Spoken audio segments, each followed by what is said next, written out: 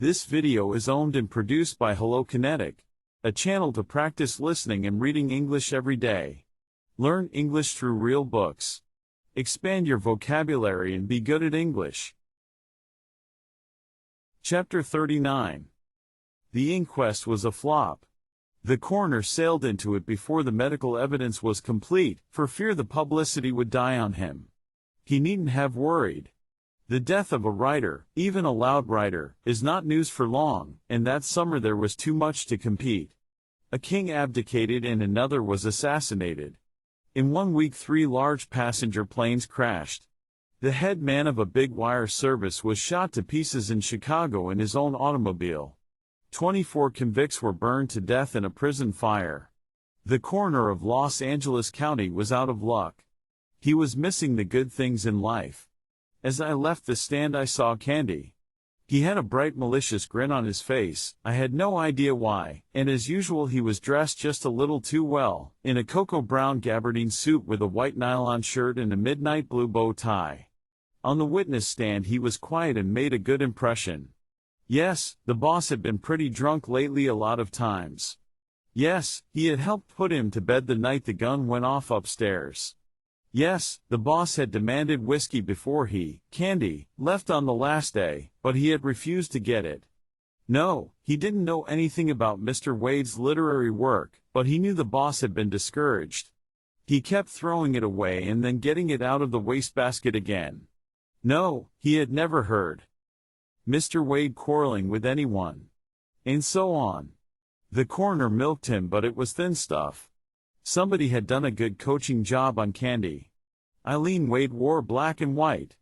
She was pale and spoke in a low clear voice which even the amplifier could not spoil. The coroner handled her with 2 pairs of velvet gloves. He talked to her as if he had trouble keeping the sobs out of his voice. When she left the stand he stood up and bowed, and she gave him a faint fugitive smile that nearly made him choke on his saliva. She almost passed me without a glance on the way out, then at the last moment turned her head a couple of inches and nodded very slightly, as if I was somebody she must have met somewhere a long time ago, but couldn't quite place in her memory. Outside on the steps when it was all over I ran into Oles. He was watching the traffic down below, or pretending to. "Nice job," he said without turning his head. "Congratulations. You did all right on Candy." "Not me, kid." The DA decided the sexy stuff was irrelevant. "What sexy stuff was that?" He looked at me then. "Ha, ha, ha," he said. "And I don't mean you." Then his expression got remote. "I've been looking at them for too many years. It wearies a man. This one came out of the special bottle. Old private stock. Strictly for the carriage trade. So long, sucker. Call me when you start wearing $20 shirts. I'll drop around and hold your coat for you." People eddied around us going up and down the steps. We just stood there. Oles took a cigarette out of his pocket and looked at it and dropped it on the concrete and ground it to nothing with his heel. "Wasteful," I said. "Only a cigarette, pal. It's not a life. After a while maybe you marry the girl, huh? Shove it." He laughed sourly. "I've been talking to the right people about the wrong things," he said acidly. "Any objection?" "No objection, Lieutenant," I said, and went on down the steps. He said something behind me but I kept going. I went over to a corned beef joint on Flower. It suited my mood. A rude sign over the entrance said, "Men only. Dogs and women not admitted." The service inside was equally polished. The waiter who tossed your food at you needed a shave and deducted his tip without being invited. The food was simple but very good, and they had a brown Swedish beer which could hit as hard as a martini. When I got back to the office the phone was ringing. Oles said, "I'm coming by your place. I've got things to say." He must have been at or near the Hollywood substation because he was in the office inside 20 minutes. He planted himself in the customer's chair and crossed his legs and growled. I was out of line. "Sorry. Forget it." "Why forget it? Let's open up the wound." "Suits me. Under the hat, though. To some people you're a wrong G." I never knew you to do anything too crooked. What was the crack about $20 shirts? Aw hell, I was just sore, Oles said. I was thinking of old man Potter. Like he told a secretary to tell a lawyer to tell District Attorney Springer to tell Captain Hernandez you were a personal friend of his. He wouldn't take the trouble. You met him. He gave you time. I met him, period. I didn't like him, but perhaps it was only envy. He sent for me to give me some advice. He's big and he's tough and I don't know what else. I don't figure he's a crook. There ain't no clean way to make $100 million, Oles said. Maybe the head man thinks his hands are clean, but somewhere along the line guys got pushed to the wall, nice little businesses got the ground cut from under them and had to sell out for nickels, decent people lost their jobs, stocks got rigged on the market, proxies got bought up like a pennyweight of old gold, and the 5%ers and the big law firms got paid $100,000 fees for beating some law the people wanted but the rich guys didn't, on account of it cut into their profits. Big money is big power and big power gets used wrong. It's the system. Maybe it's the best we can get, but it still ain't any ivory soap deal. You sound like a red, I said, just to needle him. I wouldn't know, he said contemptuously. I ain't been investigated yet. You liked the suicide verdict, didn't you? What else could it be? Nothing else, I guess. He put his hard blunt hands on the desk and looked at the big brown freckles on the backs of them. I'm getting old. Keratosis, they call those brown spots. You don't get them until you're past 50. I'm an old cop and an old cop is an old bastard. I don't like a few things about this Wade death. Such as? I leaned back and watched the tight sun wrinkles around his eyes. You get so you can smell a wrong setup, even when you know you can't do a damn thing about it. Then you just sit and talk like now. I don't like that he left no note. He was drunk. Probably just a sudden crazy impulse. Oles lifted his pale eyes and dropped his hands off the desk. I went through his desk. He wrote letters to himself. He wrote and wrote and wrote. Drunk or sober he hit that typewriter. Some of it is wild, some of it is kind of funny, and some of it is sad. The guy had something on his mind. He wrote all around it but he never quite touched it. That guy would have left a 2-page letter if he knocked himself off. He was drunk, I said again. With him that didn't matter, Oles said wearily.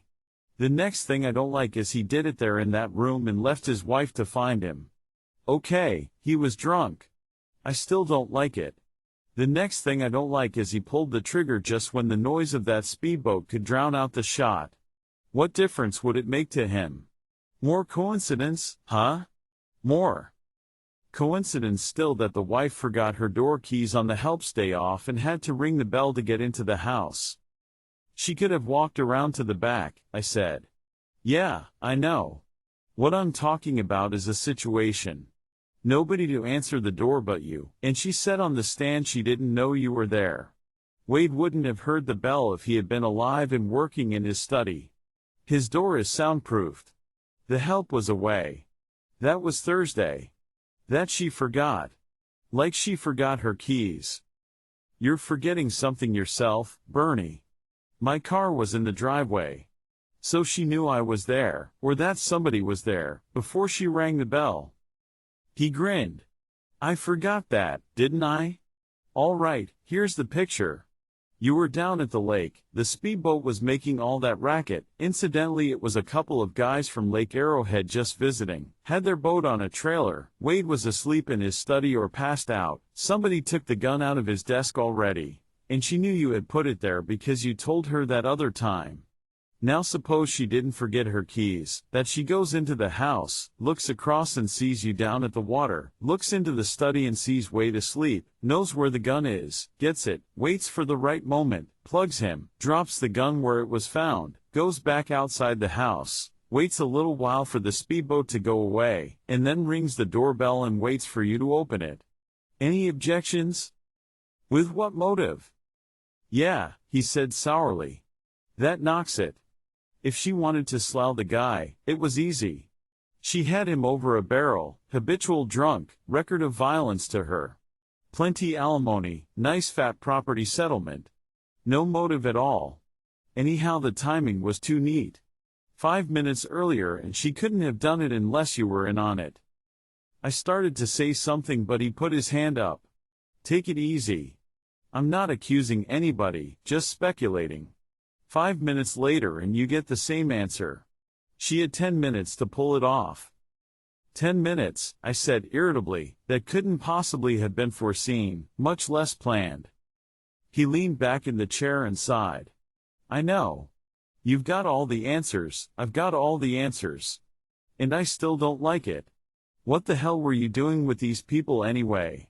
The guy writes you a check for $1,000, then tears it up. Got mad at you, you say. You didn't want it anyway, wouldn't have taken it, you say. Maybe. Did he think you were sleeping with his wife? Lay off, Bernie. I didn't ask were you, I asked did he think you were. Same answer. Okay, try this. What did the Mex have on him? Nothing that I know of. The Mex has too much money. Over $1,500 in the banks, all kinds of clothes, a brand new Chevy. Maybe he peddles dope, I said. Oles pushed himself up out of the chair and scowled down at me. You're an awful lucky boy, Marlowe. Twice you slid out from under a heavy one. You could get overconfident. You were pretty helpful to those people and you didn't make a dime. You were pretty helpful to a guy named Lennox too, the way I hear it. And you didn't make a dime out of that one either. What do you do for eating money, pal? You got a lot saved so you don't have to work anymore. I stood up and walked around the desk and faced him. I'm a romantic, Bernie. I hear voices crying in the night and I go see what's the matter. You don't make a dime that way. You got sense, you shut your windows and turn up more sound on the TV set. Or you shove down on the gas and get far away from there. Stay out of other people's troubles. All it can get you is the smear. The last time I saw Terry Lennox we had a cup of coffee together that I made myself in my house, and we smoked a cigarette. So when I heard he was dead I went out to the kitchen and made some coffee and poured a cup for him and lit a cigarette for him, and when the coffee was cold and the cigarette was burned down I said goodnight to him. You don't make a dime that way. You wouldn't do it. That's why you're a good cop and I'm a private eye. Eileen Wade is worried about her husband, so I go out and find him and bring him home. Another time he's in trouble and calls me up and I go out and carry him in off the lawn and put him to bed and I don't make a dime out of it. No percentage at all. No nothing, except sometimes I get my face pushed in or get tossed in the can or get threatened by some fast money boy like Mendy Menendez. But no money, not a dime. I've got a $5,000 bill in my safe but I'll never spend a nickel of it. Because there was something wrong with the way I got it. I played with it a little at first and I still get it out once in a while and look at it. But that's all, not a dime of spending money. Must be a phony, Bowles said dryly, except they don't make them that big. So what's your point with all this yap? No point. I told you I was a romantic. I heard you. And you don't make a dime at it. I heard that too. But I can always tell a cop to go to hell. Go to hell, Bernie. You wouldn't tell me to go to hell if I had you in the back room under the light, chum. Maybe we'll find out about that someday. He walked to the door and yanked it open. You know something, kid? You think you're cute but you're just stupid. You're a shadow on the wall. I've got 20 years on the cops without a mark against me. I know when I'm being kidded and I know when a guy is holding out on me.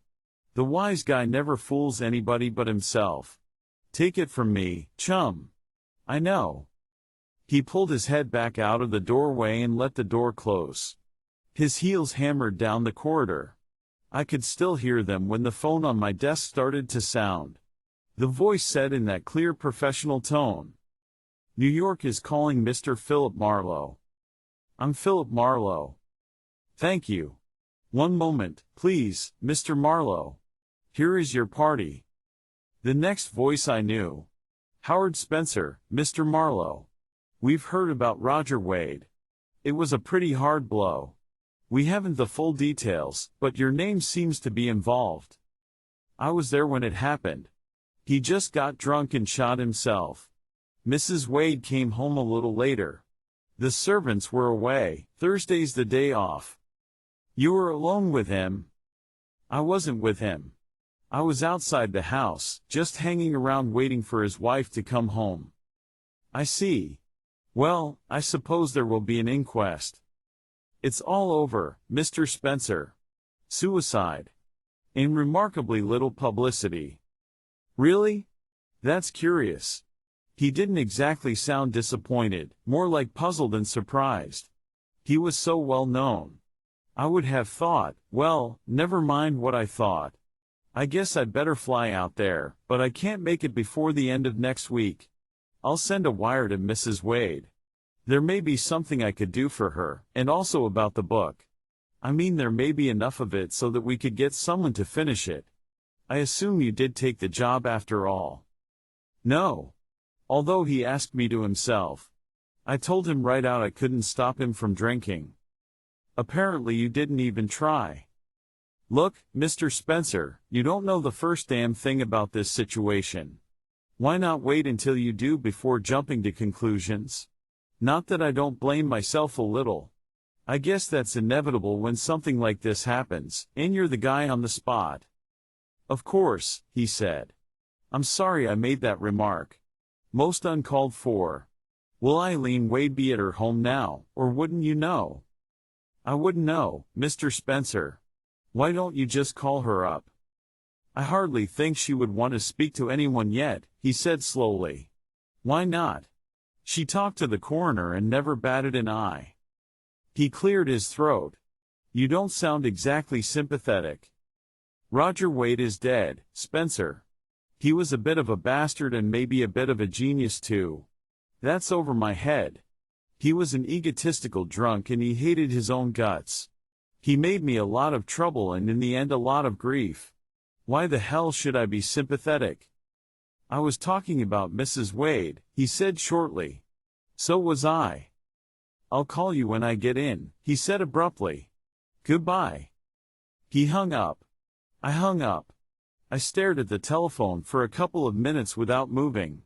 Then I got the phone book up on the desk and looked for a number.